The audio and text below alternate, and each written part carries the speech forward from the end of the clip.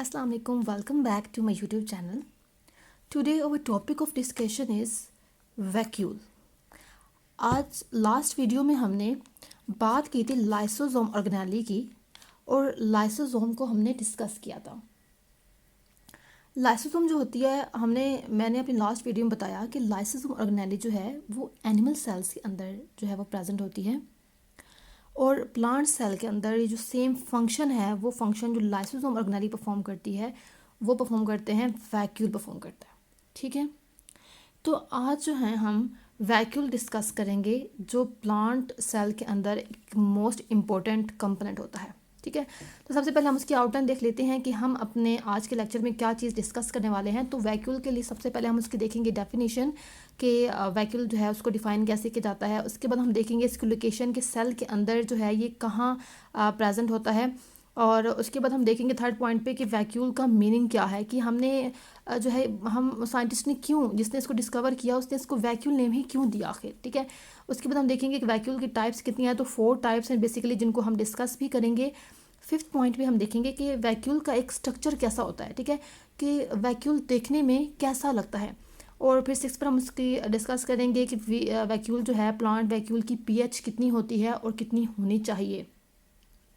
अगर pH जो है वो एक्सीड कर जाती है तो उसका क्या जो है वो इसके ऊपर साइड इफेक्ट क्या इफेक्ट हो जाएंगे. ठीक है, प्लांट के ऊपर इसका क्या इफेक्ट होंगे, ग्रोथ पे क्या होगा, वट एवर. सो फिर लास्ट पॉइंट पे हम देखेंगे कि हमारे पास वैक्यूल के फंक्शंस क्या हैं. ये लास्ट और मोस्ट इंपॉर्टेंट पॉइंट होता है किसी भी ऑर्गेनेली की आउटलाइन का. जो इम्पोर्टेंट पार्ट है वो होता है उसका फंक्शन, जो कि मेन टॉपिक बेसिकली होता है. ठीक है, तो ये that was all about outline of vacuole. अब हम डिस्कस करते हैं सबसे पहले वैक्यूल की डेफिनेशन को.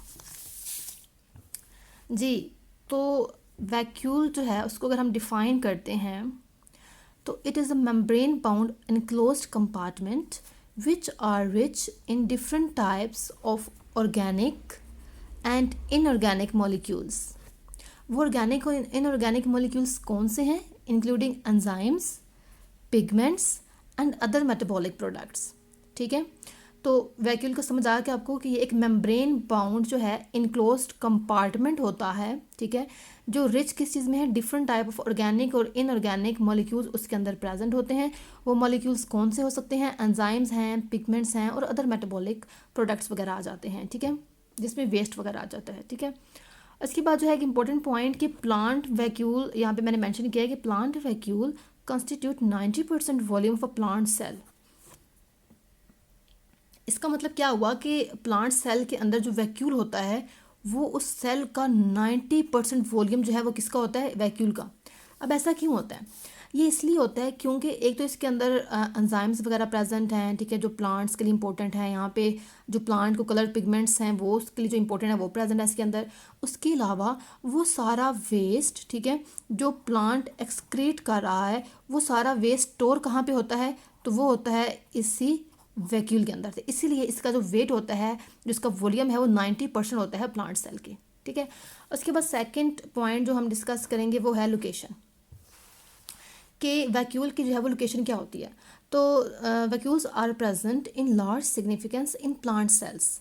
ठीक है, फंगल सेल्स, इसको कुछ फंजाई बोलते हैं तो कुछ फंगल बोलते हैं. तो fungal cells and some protist, even animal cells also contain vacuoles which are small, numerous and functionally less significant than plant cell vacuoles. अच्छा जी, एक और इम्पोर्टेंट पॉइंट, क्योंकि मैंने आपको बताया था लाइसोसोम जब ऑर्गेनेली हम डिस्कस कर रहे थे अपनी वीडियो में, एक लास्ट वीडियो में, तो उसमें मैंने आपको बताया कि लाइसोसोम ऑर्गेनेली जो है वो सिर्फ एनिमल सेल्स के अंदर प्रेजेंट है, प्लांट सेल्स में नहीं प्रेजेंट है. But on the other hand मैंने ये भी कहा कि प्लांट सेल के अंदर लाइसोसोम ऑर्गेनेली का फंक्शन परफॉर्म कौन करता है? तो वो परफॉर्म करते थे वैक्यूल. ठीक है, तो अगर लाइसोसोम जो है वो सिर्फ एनिमल सेल्स में प्रेजेंट है तो इट डज नॉट मीन कि हमारे पास वैक्यूल जो है वो सिर्फ प्लांट सेल्स में प्रेजेंट होंगे. नो, हमारे पास वैक्यूल्स जो होते हैं, यहाँ पे एक मेंशन भी किया हुआ है कि ये एनिमल सेल्स में प्रेजेंट होते हैं. ठीक है, उसके अलावा फंगल सेल्स के अंदर और कुछ प्रोटिस्ट के अंदर भी ये प्रेजेंट होते हैं. बट इनका जो नंबर या फिर साइज कह लें, ठीक है, वो स्मॉल होता है. ठीक है, स्मॉल साइज प्रेजेंट होता है और बट ये प्रेजेंट वहाँ पे होते हैं, लेकिन इनका जो फंक्शनली होता है वो लेस फंक्शनल होते हैं.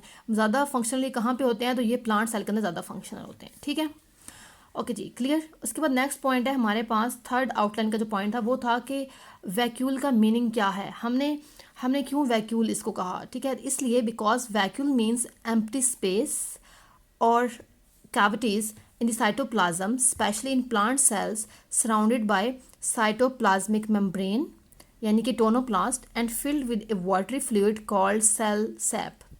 अब ये क्या हुआ, हमने वैक्यूल इसको इसलिए नेम दिया, यानी कि साइंटिस्ट ने जिसने इसको डिस्कवर किया उसने इसको इसलिए वैक्यूल का नेम दिया बिकॉज वैक्यूल का मतलब होता है एम्प्टी स्पेस, ठीक है, एम्प्टी स्पेस है, जस्ट सपोज कि ये एक एम्प्टी मेम्ब्रेन बाउंड स्पेस है, ठीक है, यहाँ पे ये स्पेस थी, इसके अंदर क्या प्रेजेंट है, वाटरी फ्लूइड प्रेजेंट है, एक ऐसा स्ट्रक्चर जिसने वाटरी फ्लूइड को कवर किया हुआ है और उसके साइटोप्लाज्म से उसको सेपरेट करने के लिए एक मेम्ब्रेन है दैट इज टोनोप्लास्ट, ठीक है, और वाटरी फ्लूइड कौन सा है, तो वाटरी फ्लूइड जो है उसको हम सिंपली कहते हैं कि ये हमारे पास सेल सैप है, राइट। उसके बाद यहाँ पे लिखा हुआ है, मेंशन दोबारा से किया है, जो मैं आपको बता चुकी हूँ कि प्लांट सेल जो होते हैं उसके पास लार्ज वैक्यूल्स हैं, लेकिन एनिमल्स वैक्यूल्स जो होते हैं वो साइज़ में भी स्मॉल होते हैं और उनका फंक्शन भी कम होता है। उसके बाद प्लांट वैक्यूल्स जो होते हैं tends to be so large that they push all other organelles against the cell wall. ये प्लांट वैक्यूल जो है साइज़ भी इतना बड़ा होता है कि जितने भी ऑर्गेनेलिज बाकी प्लांट सेल के अंदर प्रेजेंट होती हैं वो उसको सेल वॉल के साथ जो है वो बिल्कुल पुश कर देता है, मतलब धकेल देता है, ठीक है।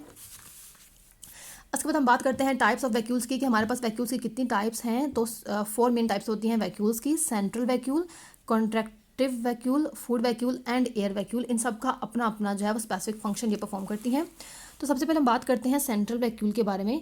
तो ये एक फ्लूइड फिल्ड वैक्यूल है जिसके अंदर solute in sap maintain a proper osmotic pressure in the cell for its turgidity and water absorption. चलें जी, तो सेंट्रल वैक्यूल जो होता है, जो कि सेल के बेसिकली ये हमारे पास अगर सेल है तो यहाँ पे सेंट्रल वैक्यूल प्रेजेंट होगा। ये एक फ्लूइड फिल्ड वैक्यूल होता है, इसके अंदर फ्लूइड होता है और ये क्या करता है कि प्लांट सेल का जो ऑस्मोटिक प्रेशर होता है उसको मेंटेन करता है। क्यों ये मेंटेन करना ज़रूरी है, ताकि उस सेल की जो टर्जिडिटी है वो सही रह सके और वो वाटर को जो है वो एब्जॉर्प्शन भी कर सके, ठीक है। उसके बाद है प्लांट ये भी क्या करता है कि इसके अलावा जो सेल इनलार्जमेंट होती है उसके अंदर ये रोल प्ले करता है सेंट्रल वैक्यूल, और ये स्टोर करता है कंसनट्रेटेड वेस्ट प्रोडक्ट को भी स्टोर करने के अंदर इंपॉर्टेंट रोल किसका होता है, तो वो हमारे पास सेंट्रल वैक्यूल का होता है। ये हमारे पास सेंट्रल वैक्यूल है। उसके बाद लिखा है एंथोसायनिन, लिखा है यहाँ पे कि water soluble pigment provides colour to the cell. उसके अलावा क्या होता है कि सेंट्रल वैक्यूल के अंदर प्रेजेंट होता है एक पिगमेंट, ठीक है, ये इंपॉर्टेंट पिगमेंट है जिसका नाम क्या है, एंथोसायनिन पिगमेंट है। ये एक वाटर सोलबल पिगमेंट है जो कि प्लांट सेल को कलर प्रोवाइड करता है, ठीक है। उसके बाद सेकंड हमारे पास वैक्यूल आ जाता है, कंट्रैक्टाइल वैक्यूल है जिसको हम कॉन्ट्रैक्टिव या कॉन्ट्रैक्टाइल भी कहते हैं। It is found in some protozoa and algal cells found mostly in fresh water. इसके अंदर क्या होता है कि highly extensive and collapsible membrane इसकी होती है, ठीक है, कोलैप्स यानी कि ऐसे पिचक जाती है, ठीक है, कोलैप्स कर सकती है तो वो मेम्ब्रेन होती है इसकी, और ये ऑस्मो रेगुलेशन के अंदर जो है हेल्प करता है। कौन, कॉन्ट्रैक्टाइल वैक्यूल। कॉन्ट्रैक्टाइल देखें, कॉन्ट्रैक्ट कर जाना। उसके बाद जो है इसके अंदर large number of mitochondria present होते हैं। देखें इंपॉर्टेंट काम क्या है, माइटोकॉन्ड्रिया का काम क्या होता है कि वो एटीपी है यानी कि एनर्जी जो है वो प्रोवाइड करता है। तो इसमें large number of mitochondria present होते हैं जो कि एनर्जी प्रोवाइड करते हैं, ठीक है, फॉर द कॉन्ट्रैक्शन, क्योंकि इन वैक्यूल्स को कॉन्ट्रैक्ट करने के लिए एनर्जी चाहिए होती है। तो वो कौन दे रहा है, माइटोकॉन्ड्रिया दे रहा है। वैक्यूल स्वेलअप, ये वैक्यूल जो है स्वेलअप कर जाते हैं, अपनी प्लाज्मा मेम्ब्रेन जो है उसको कॉन्ट्रैक्ट करते हैं and collapse result material throw out, ठीक है। तो ये करते हैं कि ये अपने अंदर जो है मटेरियल को स्टोर करते रहते हैं। तो उसके बाद एक टाइम ऐसा आता है कि माइटोकॉन्ड्रिया से एनर्जी लेते हैं और ये क्या करते हैं, कोलैप्स करते हैं, कॉन्ट्रैक्ट करते हैं, जिसके रिजल्ट में जो जितना भी वेस्ट होता है उसको आउट एक्सक्रीट कर देते हैं। उसके बाद थर्ड आ जाता है हमारे पास जो है वो कौन सा है, फूड वैक्यूल। फूड वैक्यूल जो है ये प्रोटोजो और प्रोटिस्ट जो हैं उनके सेल्स में प्रेजेंट होते हैं, formed at the time of injection and elimination at the time of ejection. अच्छा जी, क्या करते होते हैं कि ये इंजेक्शन जब हम मतलब प्लांट्स जब इंजेस्ट करते हैं कुछ तब ये बनते हैं, ठीक है, और इजेक्शन के टाइम पे जो है एलिमिनेट कर हो जाते हैं, ठीक है। उसके बाद इनके पास जो है वो डाइजेस्टिव एंजाइम्स प्रेजेंट होते हैं जो फूड की इंजेस्टेड फूड की डाइजेशन के लिए इंपॉर्टेंट होते हैं, ठीक है। फूड वैक्यूल क्या करते हैं कि जो मटेरियल इनटेक करते हैं उसकी जो है वो डाइजेशन करते होते हैं, ठीक है। उसके बाद फोर्थ वैक्यूल आ जाता है हमारे पास, वो है एयर वैक्यूल। एयर वैक्यूल्स को गैस वैक्यूल्स भी कहा जाता है। ये प्रोक्रियोर्स के अंदर प्रेजेंट होते हैं और फ्लोटिंग के अंदर हेल्प करते हैं, ठीक है। एयर मतलब इनसाइड पे जो है उसको पम्प कर लेते हैं, एयर बबल बन जाता है, ठीक है। और ये गैस को स्टोर करते हैं और बायोंसी जो है वो प्रोवाइड करते हैं। बायोंसी कैसे प्रोवाइड करते हैं कि पानी के ऊपर जैसे तैरना वगैरह तो उसको बोलते हैं बायोंसी, ठीक है। तो वो प्रोवाइड करते हैं। नेक्स्ट हम बात करते हैं कि फिफ्थ पॉइंट है हमारे पास वैक्यूल का, वो है स्ट्रक्चर ऑफ वैक्यूल। तो generally have no basic shape और साइज़। वैक्यूल्स का कोई बेसिक शेप या साइज़ वगैरह नहीं होता है, ठीक है। किसी भी साइज़ हो सकते हैं, किसी भी शेप के हो सकते हैं। स्ट्रक्चर वेरी अकॉर्डिंग करता है रिक्वायरमेंट ऑफ सेल के अकॉर्डिंग, कि सेल को जैसा स्ट्रक्चर रिक्वायर है उसी के अकॉर्डिंग ये ढल जाता है। और लिखा है कि immature in immature and actively dividing plant cells, ठीक है। अब क्या होता है कि जो इमेच्योर सेल्स होते हैं उनके अंदर इसका साइज़ वगैरह जब वो स्मॉल होता है, वैक्यूल जो है क्वाइट स्मॉल होता है। These vacuoles arise initially in young dividing cells, ठीक है। यंग डिवाइडिंग सेल्स के अंदर बनता है, प्रोग्रेसिव फ्यूजन होती है जिसके रिजल्ट में मतलब गोल्जी अपरेटस वगैरह से जो है वो बनता होता है। वैक्यूल जो होता है वो एक मेम्ब्रेन से सराउंड होता है जिसको हम बोलते हैं टोनोप्लास्ट, और एक इनसाइड फ्लूइड होता है जिसको उसने कंटेन किया होता है, जो कि वाटरी फ्लूइड भी हम उसे कह सकते हैं, ठीक है। उसके बाद जो टोनोप्लास्ट होती है, अगर इसको हम डिफाइन करें कि टोनोप्लास्ट क्या होती है, कि अक्सर पूछा जाता है कि टोनोप्लास्ट क्या है, तो ये साइटोप्लाज्मिक मेम्ब्रेन है surrounded by a vacuole separating the vacuole content from the cell cytoplasm. अच्छा, ये टोनोप्लास्ट क्या होती है, यानी कि ये एक मेम्ब्रेन होती है जो कि वैक्यूल के कंटेंट को सेल के कंटेंट से जो है साइटोप्लाज्म से जो है वो सेपरेट करती है, तो इसको हम बोलेंगे ये हमारे पास टोनोप्लास्ट है। इसके अलावा आयंस जो होते हैं, ठीक है, आयंस की मूवमेंट को भी ये रेगुलेट करती होती है अराउंड द सेल, ठीक है। यानी कि इनसाइड और आउटसाइड जो है उसको रेगुलेशन करती रहती है। उसके बाद है कि रिलेटेड टू लाइसोसोम, के हमारे पास जो वैक्यूल होता है वो लाइसोसोम की तरह किस तरह से होता है, तो वैक्यूल जो होते हैं वो स्ट्रक्चरली भी, ठीक है, और फंक्शनली भी लाइसोसोम की तरह होते हैं जो कि एनिमल सेल्स में प्रेजेंट होते हैं। इसके बाद जो है wide range of hydrolytic enzymes में प्रेजेंट होते हैं जिस तरह के लाइसोसोम में प्रेजेंट होते हैं। In addition they usually contains sugar, salt, acid वगैरह इसके अंदर होते हैं, ठीक है। और इस तरह से होप सबको वीडियो पसंद आए। नेक्स्ट पार्ट जो है वीडियो का उसको हम इसी में चलें डिस्कस कर लेते हैं। पीएच को हम इसी में डिस्कस कर सकते हैं कि प्लांट वैक्यूल की अगर हम पीएच की बात करते हैं तो पीएच होती है इनकी हाई होती है एज 9 to 10, ठीक है, due to large quantity of alkaline substance. Alkaline substance बहुत ज़्यादा होते हैं इस वैक्यूल के अंदर, इसलिए इसकी पीएच भी हाई होती है, ठीक है। और लो हो सकती है as 3 due to accumulation of acid. अगर एसिड अकोमुलेशन हो जाता है इन वैक्यूल्स के अंदर तो इनकी जो पीएच है वो लो भी हो सकती है, लाइक सिट्रिक और ऑक्सैलिक एसिड वगैरह जब इसके अंदर जब आ जाते हैं, फिल हो जाते हैं, तो उन वैक्यूल की पीएच इतनी हो सकती है। लास्ट और इंपॉर्टेंट पॉइंट है हमारे पास फंक्शंस, कि हमारे पास वैक्यूल्स क्या फंक्शन परफॉर्म करते हैं। तो सबसे पहला फंक्शन होता है स्टोरेज। स्टोरेज ऑर्गेनाली कैसे होती है कि प्लांट वैक्यूल जो होते हैं वो बहुत सारे टाइप ऑफ मॉलिक्यूल्स को स्टोर करते होते हैं, ठीक है। और ये स्टोरेज ऑर्गेनाली हम इसे कहते हैं, बोथ न्यूट्रिएंट्स भी स्टोर करते हैं और वेस्ट प्रोडक्ट्स भी स्टोर करते हैं। उसके अलावा जो है हमारे पास कुछ प्रोडक्ट्स जो होते हैं वो वैक्यूल स्टोर करता होता है जिसका मेटाबॉलिक फंक्शन है, ठीक है।